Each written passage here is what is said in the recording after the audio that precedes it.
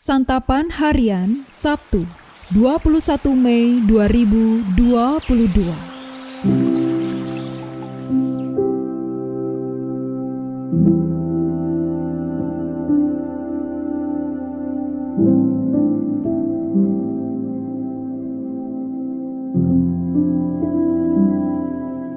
Inilah program Santapan Harian, sebuah program yang mengajak Anda menelusuri isi Alkitab, agar Anda menemukan makna firman Tuhan sesuai dengan konteksnya.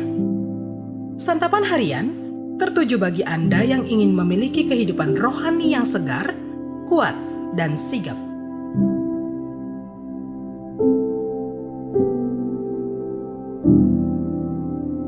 Hari ini kita akan membaca Yeremia pasalnya yang ke-38, ayatnya yang ke-14 hingga ayatnya yang ke-28. Namun kita akan membacanya di ayatnya yang ke-14 hingga ayatnya yang ke-23. Sebelumnya, mari kita berdoa. Di dalam Roh-Mu yang kudus, kami berikanlah semangat kasih-Mu ya Kristus, agar kami dengan penuh sukacita dan kerendahan hati merenungkan dan melakukan firman-Mu. Di dalam Kristus Yesus kami berdoa. Amin.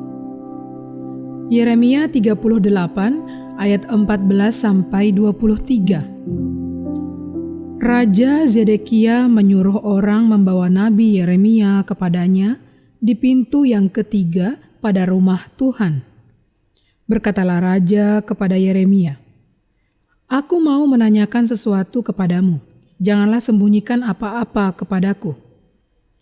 Jawab Yeremia kepada Zedekia, "Apabila aku memberitahukannya kepadamu, tentulah engkau akan membunuh aku, bukan? Dan apabila aku memberi nasihat kepadamu, engkau tidak juga akan mendengarkan aku." Lalu bersumpahlah Raja Zedekia dengan diam-diam kepada Yeremia. Katanya, "Demi Tuhan yang hidup, yang telah memberi nyawa ini kepada kita, aku tidak akan membunuh engkau dan tidak akan menyerahkan engkau ke dalam tangan orang-orang yang berusaha mencabut nyawamu itu." Sesudah itu berkatalah Yeremia kepada Zedekia, "Beginilah firman Tuhan, Allah semesta alam, Allah Israel. Jika engkau keluar menyerahkan diri kepada para perwira Raja Babel, maka nyawamu akan terpelihara, dan kota ini tidak akan dihanguskan dengan api.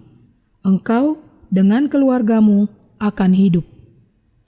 Tetapi jika engkau tidak menyerahkan diri kepada para perwira Raja Babel, maka kota ini akan diserahkan ke dalam tangan orang-orang Kasdim yang akan menghanguskannya dengan api, dan engkau sendiri tidak akan luput dari tangan mereka." Kemudian berkatalah Raja Zedekia kepada Yeremia, "Aku takut kepada orang-orang Yehuda yang menyeberang kepada orang Kasdim itu. Nanti aku diserahkan ke dalam tangan mereka sehingga mereka mempermainkan aku." Yeremia menjawab, "Hal itu tidak akan terjadi. Dengarkanlah suara Tuhan dalam hal apa yang kukatakan kepadamu, maka keadaanmu akan baik dan nyawamu akan terpelihara. Tetapi jika engkau enggan menyerahkan diri, maka inilah firman yang dinyatakan Tuhan kepadaku. Sungguh semua perempuan yang masih tinggal di istana Raja Yehuda digiring keluar ke hadapan para perwira Raja Babel sambil berseru, 'Engkau diperdayakan, dikalahkan oleh sahabat-sahabatmu.' Tetapi baru saja kakimu terperosok ke dalam lumpur, mereka sudah berpaling pulang. Semua istrimu dan anak-anakmu akan digiring keluar ke hadapan orang-orang Kasdim itu, dan engkau sendiri tidak akan terluput dari tangan mereka.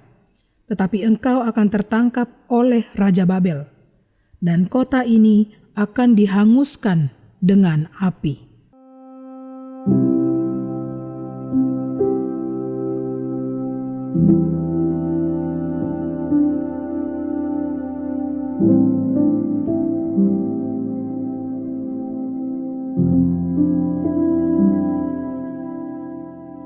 Sahabat Santapan Harian, memang sangat sulit untuk menerima kenyataan ketika Tuhan sudah memutuskan untuk menghukum kita. Namun, ketika sudah jelas Tuhan menyatakan demikian, kita harus rela untuk menerima hukuman tersebut. Raja Zedekia menyuruh orang untuk membawa Nabi Yeremia karena ia ingin mendengarkan apa yang Tuhan akan sampaikan. Seperti sebelumnya, Nabi Yeremia menegaskan bahwa raja harus menyerahkan diri kepada Babel. Apabila raja bersedia menyerahkan diri, maka nyawanya akan terpelihara. Kota Yerusalem tidak akan dihanguskan dengan api, dan keluarga raja akan hidup. Tetapi apabila raja tidak mau menyerahkan diri, maka kota ini akan diserahkan ke dalam tangan Babel yang akan menghanguskannya, dan Raja Zedekia sendiri tidak akan luput dari tangan Babel. Kitab Raja-Raja menunjukkan bahwa Raja Zedekia tidak menyerahkan diri. Yerusalem dikepung oleh Babel sekitar 2 tahun dan akhirnya tidak dapat bertahan. Raja Babel kemudian menghukum Zedekia dengan sangat berat. Anak-anaknya dibunuh di depan matanya. Kemudian matanya sendiri dibutakan dan ia dibuang ke Babel.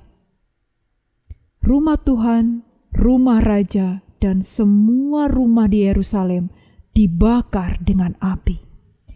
Inilah harga yang harus dibayar Raja Zedekia dan penduduk Yerusalem karena tidak mau menerima hukuman Tuhan dengan rela. Allah kita adalah Allah yang adil, yang tidaklah sekali-kali membebaskan orang-orang yang bersalah dari hukuman.